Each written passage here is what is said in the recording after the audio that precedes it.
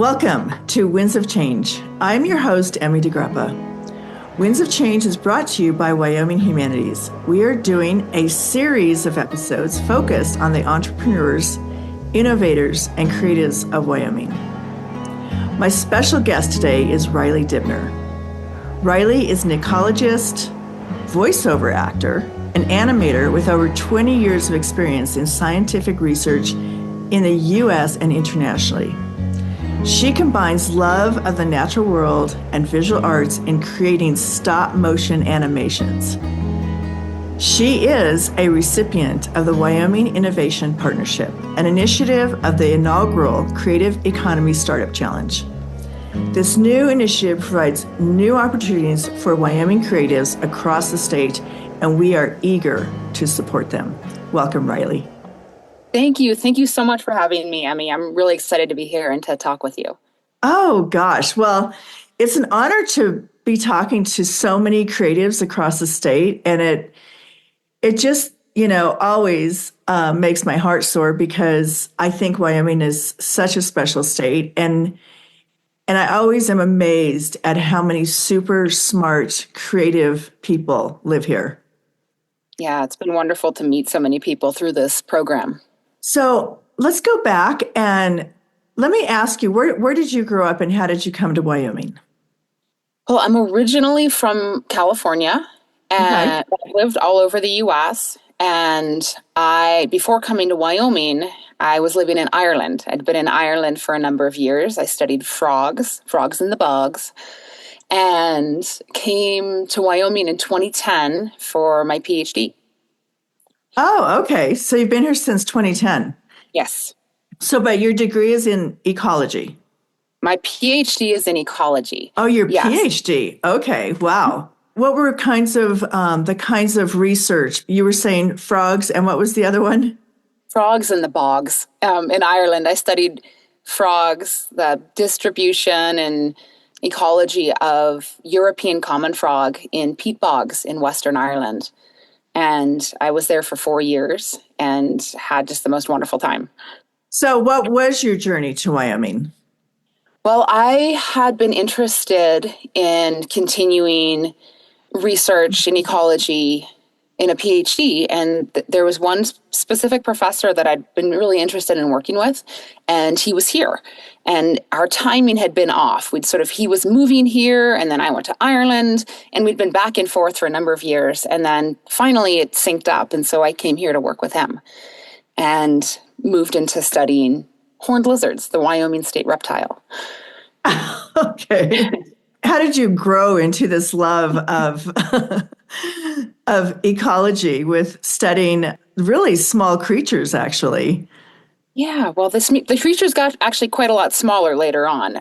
But I don't know, I've always loved reptiles and amphibians. I grew up catching tadpoles and mucking around the pond and seeing what I could find.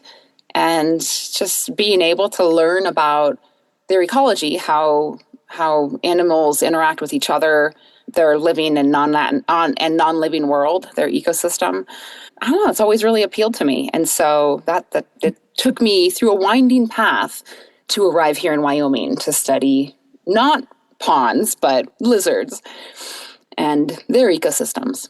With that background, and then your love of the natural world, how did you bring visual arts into it and then start by creating stop motion animations? But in that answer, I actually want you to talk about what is stop motion animation.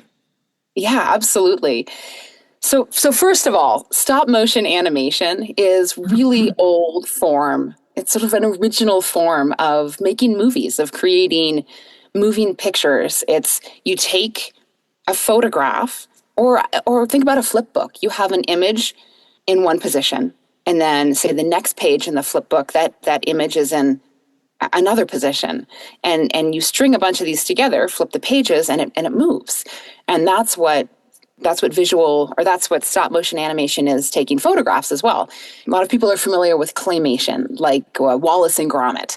You have a piece of clay in one position, and then you move it little bit by little bit, and you take photographs in each new position. And when you put all those images together, you can create basically this moving piece of art from still images. And that's what stop motion is. And I work in mostly hand painted paper cut stop motion. So I have pieces of paper that I cut out, I paint them, and then I take images and string those images together. And so that's what stop motion is and how I sort of approach. That's part of how I approach it. How I got here, it's not a straight journey. Exactly. It's a series of little turns throughout my career and my research that have brought me right here. It seems like a really, really circuitous, nonsensical path from master's degrees and PhD and postdocs in ecology. I studied microbes as a postdoc, to being here. But all along the way, and I have absolutely no background or training in visual arts, none. Like I think I had maybe art class in 6th grade, and that's it. But it's been a love of I don't know, a little bit of a hobby of creating images, but not at what I would have called any professional level. But I always loved creating presentations and telling the story of what I was studying or what my colleagues were studying and putting together the story of the science and the research. It's a fun mystery to investigate and sometimes solve little pieces. I don't think we can ever solve all of the questions, but investigating questions and following the mystery, I love that thought process and the putting together the story and the creating the visual presentations to share with, usually my colleagues, but sometimes it would be a public audience. And so I've always thought in pictures and images about what I'm studying and knew that there was something missing from what I was doing. I love the science research, absolutely loved it. I've worked with amazing people and on some incredible projects, but I always felt like there was a little something missing for me. And through a series of events, I ended up deciding to just give it a go full time and creating these films, these stories about science, about the natural world, maybe not about research, but about communicating some aspect of the natural world in a way that is fun and easy to connect with. And so that's how I ended up right here. Well, so interesting, because just that you have a love for science and you have a love for the visual arts, and you were able to bring these two things together. So talk to me about the work you're doing for this program. What do you envision it doing? How are you embarking on this journey? Yeah. So my mission, so the company that I've created is Ecosystem Films, and I'm a creative production studio. And at the moment, it's very small creative production studio specializing in stop motion animations about science and the natural world, whether it's 15 seconds or 10 minutes. My mission is to extend the reach of appreciation for science and the natural world through rich audiovisual experiences that are entertaining and can be powerful vehicles for learning, for self-education, or for teaching. Are you developing lots of connections and partnerships through this? Yeah. Through this journey? I am. Yeah, I have. So I'm always interested in serving my science colleagues and helping them to find new ways to communicate what they're working on. I'm also interested in helping my filmmaker friends who maybe work in live action, but want to communicate a piece or visualize a piece that's really hard to capture in live action, something you can't film in the real world. And I'm interested in providing those, and hopefully we'll be providing that on an upcoming project about something that is best expressed through basically scientific illustration. And that's one of the powers of stop motion animation in general. I love digital animation. I just don't do it. And scientific illustration is you can zero in on things that are harder to highlight in the real world. They may be part of an image, but it's harder to zero in on them. For example, I can't get my lizards to stand still in the same way I want them to in the field to be able to show something about them, but I can do that in an image. So in a painted image. So that's part of it. I'm also keen to work with brands, organizations, agencies that want to communicate something that aligns with my values and visions. I think it's so interesting that you're a scientist and a visual artist, and you're crossing this bridge to make it, I guess a business, where you're working on a business, and it probably creates lots of different challenges. And you probably learn, I think I've learned that through podcasting, is I learn what I don't know, right? You learn what you're really good at and what you really need help on. So I love what you said, that you can't get your lizards to take commands and stand in position when you're trying to. But so you've been an artist going on this journey. Mm-hmm. Is that self-taught? Oh, 100%. I come from a family of actually scientists and artists, but I feel like of the bunch, I had the least I definitely had the least training. I'm pretty sure I have the least amount of skill in really all of those things. So I'm kind of I feel like I'm a novice at everything I do, but that's helpful. Beginner's mind for whatever I approach is helpful. It's like, well, I have no idea what I'm doing. I'm making this up as I go. Now, the science training is helpful. Like that, I don't want to be making up as I go. That's helpful to learn from experts. But I feel like there's some freedom in not knowing how to draw something correctly, or not knowing how to make an image that's right, because all of this stuff has just showed up in my head and I'm trying to put it out on paper and then in film. But really, every step I take, the more I learn, the less I know, which is exciting. I mean, it's terrifying in many ways, but it's really exciting. And there are so many technical aspects of creating stop motion that I never knew existed. All sorts of software I'm learning that's not for creating digital art or digital animations, but to help guide the stop motion process, to help make that a little smoother. That's kind of hard to learn, but fun at the same time. Learning how to use my camera better, to take the photographs of the images I'm creating. And the painting, I'm hugely inspired by actually colleagues of mine. A friend of mine, Karen Vaughn, she created the Art of Soil. It's an incredible arts business creating soil-based paints, watercolors. And she's a soil scientist by training and professor. And her journey has been very inspiring. And I use her paints. They're locally made here in Laramie. And I use her paints in most of my paintings so far. That is a great inspiration. Mm-hmm. So how did you land on stop motion animation? Were there other venues you could have taken, other avenues you could have taken? Or did that one just fit so well in your project and what you were hoping to create and then have an end product? That's a great question, Emmy. I felt like I never really had a choice because it just showed up in my brain. And that was the way to go. And I went for a run with a friend a couple of years ago. And I said, and she's a scientist, she's a geologist. And I said, I've been having these ideas about creating stop motion animations to tell science stories. Am I insane? And so we talked about it. And she said, yeah, you're insane. And it's a great idea. We should do this. And so I just kind of pursued that direction without thinking, without really considering any other options.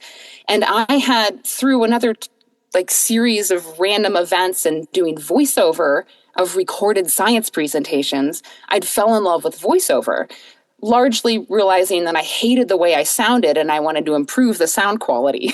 Not from anyone saying, oh, you have a great voice, because you don't have to have a great voice, quote unquote, to do voiceover, but just it was fun. So I'd been doing voiceover and I said, well, I could put voice over visual image. I could put voice over paintings and to tell these stories. And then it just automatically, I automatically felt like, well, obviously the pictures, the paintings, they have to move at least sometimes. And that's where it was born. I didn't actually think about it that much. It just showed up as this path forward, and I felt like I had no real choice other than just to take steps down that path and see where it led. So let's talk about voiceover, because that's really interesting. So just explaining voiceover, is it you showing the image and then you're describing, or you're telling a story as you're going through this? The images are changing, but throughout it, you're scripting a story, really? Scripting a story, yes. Oh, okay. So that's the voiceover. Well, so yes, I also do commercial and character voiceover as another, that's sort of where I've been running as a business.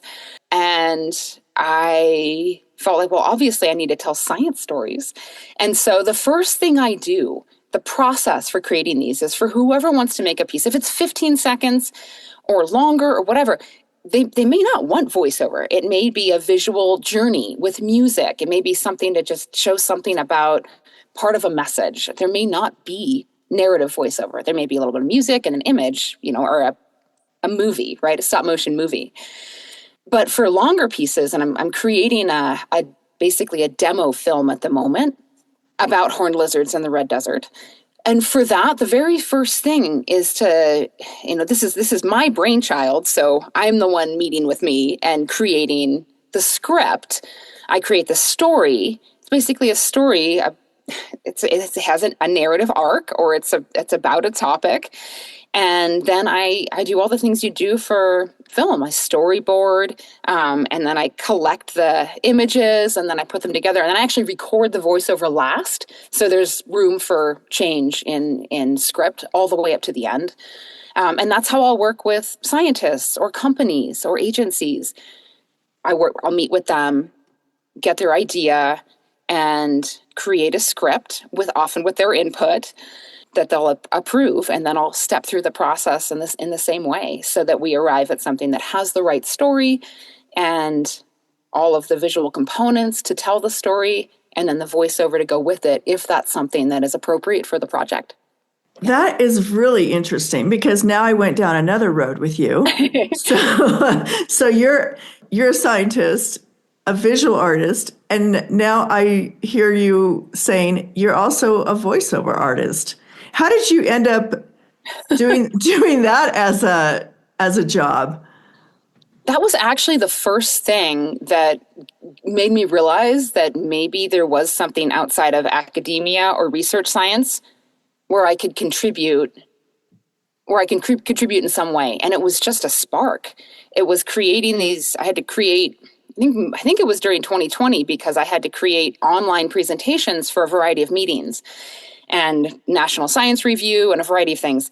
And we had to record, I was a postdoc at the time, after my PhD, and I had to record like a 3-minute piece with, you give a presentation. I had to record that over my slides.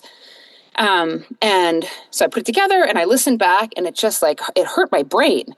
I thought, this sounds horrible. And it wasn't just my voice, but it was the sound quality. It was so bad, because it's just, recording over on Zoom, probably in my living room.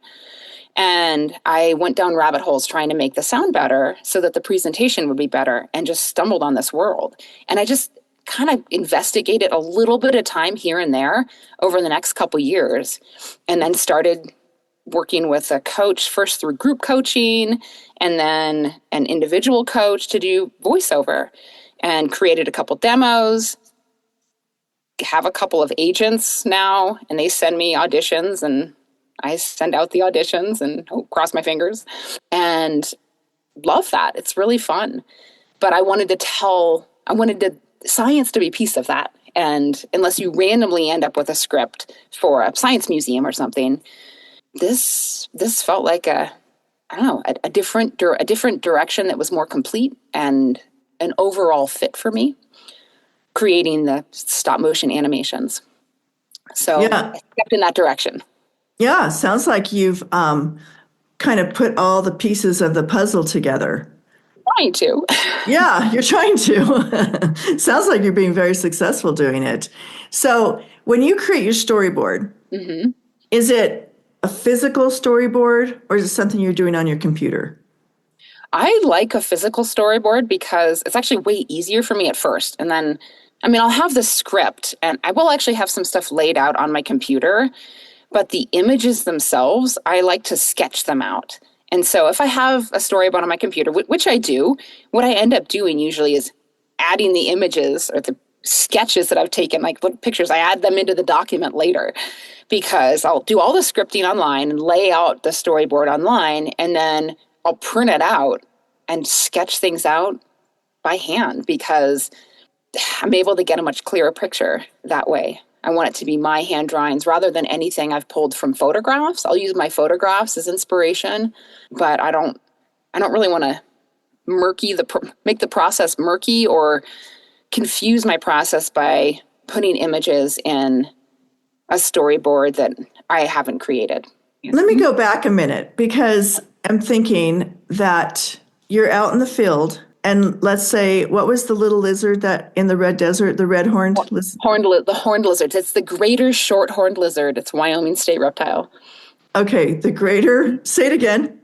The greater short-horned lizard. I'm going to look it up. Okay. People call them horned toads or horny toads. Oh, okay. Same thing. It's the same thing. There is a horned toad, but we don't have those in this country.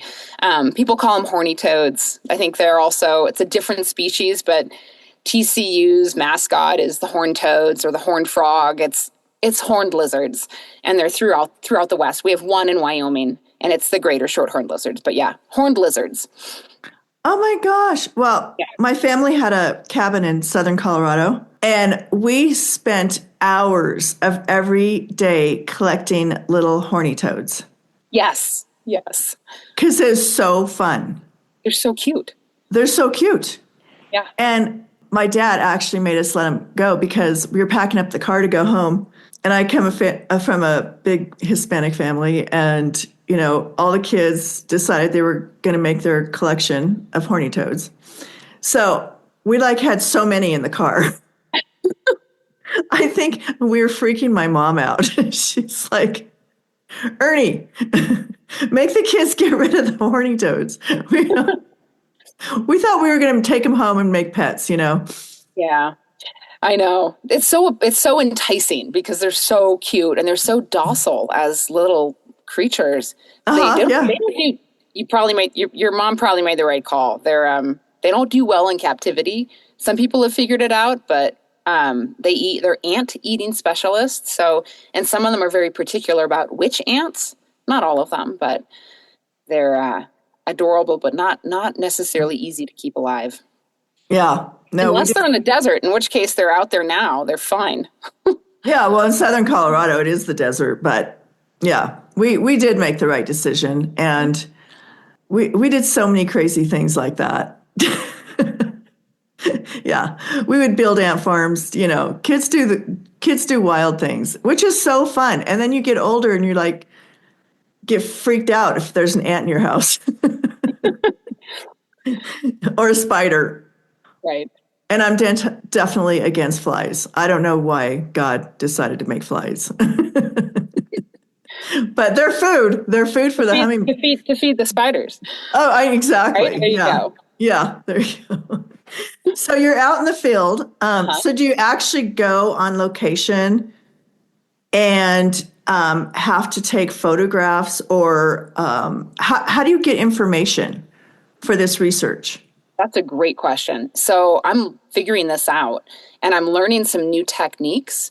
I'm learning some new techniques, and for some things, I am going to have to go on location. I'm going to get to go on location. This is a huge treat because I love doing field work. I loved doing field work for my PhD, for my master's projects, and I've missed that part. So for example, I have a little snippet of a horned lizard up on my webpage, and I've just migrated it to my new Instagram. I have a professional Instagram account that I just created. I realized I should probably migrate stuff from my personal account. I have this lovely sequence of a horned lizard, and it is derived from video footage that actually I think my husband collected in 2014 when he came to visit one of my field sites. He makes film, and he was interested in helping me to make a little documentary about these lizards.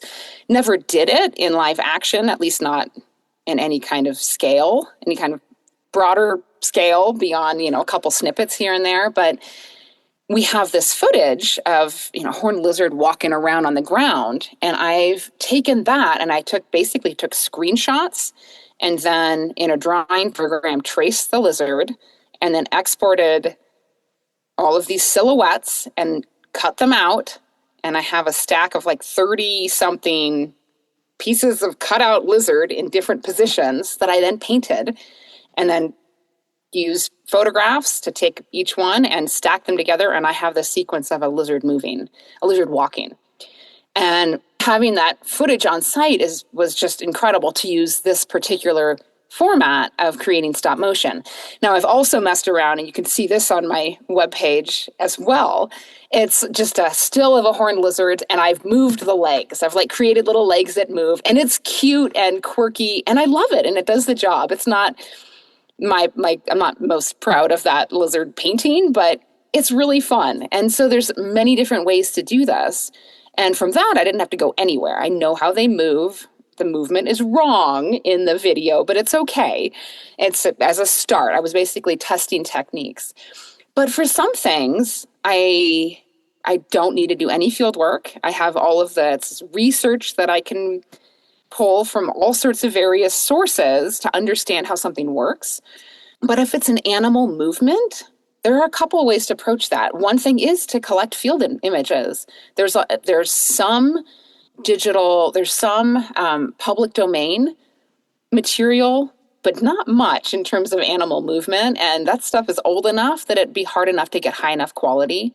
I'm curious about playing with AI to create very rough animal silhouette movement.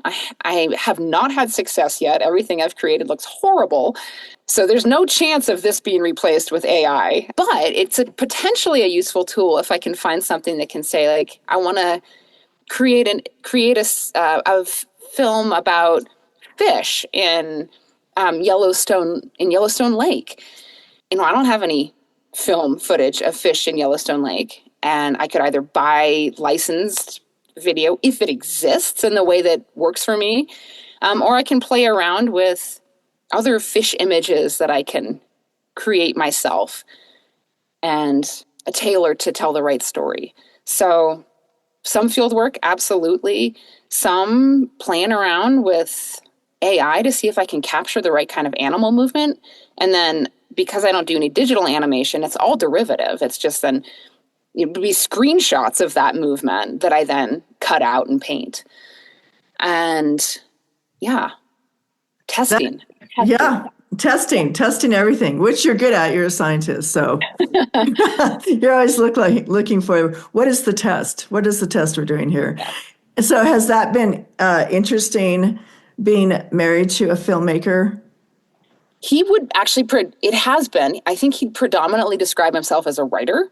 That's where he finds that he excels. So he's predominantly a writer, but he has done a lot of film. So it is really interesting talking to him about some things that I'm interested in terms of technique and camera. I'm sort of a point and shoot, let's put on the automatic everything, which doesn't work anymore for me. I can't do that for studio work. So I'm learning a lot about my camera and some tricks that he's picked up. But what's also funny is we approach storytelling and filmmaking from very different ways. And so things that worked for him don't necessarily work for me, or maybe they would work, but they don't feel right. So it's interesting. It's fun to be able to talk about that and to have somebody who knows that world a little bit, but I'm in a completely different space. So it's almost irrelevant, except that there are some technical things that he's teaching me and some that I'm teaching him now too. Oh, wow. That's cool. You've mentioned a couple of times your website. So I definitely want to tell the audience of all the ways that they can find out about you. Sure. Well, so ecosystemfilms.com is the Ecosystem Films webpage. It is under construction. I have an absolutely phenomenal web designer who is working on updating my page. She's brilliant, and I'm thrilled to be working with her. Her name's Amanda Jeffers, and she's fixing it. So it doesn't look amazing right now, but the material is there. And then also through my Instagram account, it's Ecosystem Films on Instagram. And then if you're interested in the voiceover, which is definitely related, but also there's a separate piece, that's ReillyDibner.com. And you don't see anything about Ecosystem Films on that, but I need to make a little note on there to say, if you're looking for Ecosystem Films, go here. But those are the primary places. Okay, that's wonderful. Okay, so now people know where to find you and can follow your journey. Yes. Which is very cool. So thank you so much for talking to me today. And I really look forward to keeping in touch and seeing, what you create, what the end result is, what is your final product. Thanks so much, Emmy. It's been great talking with you.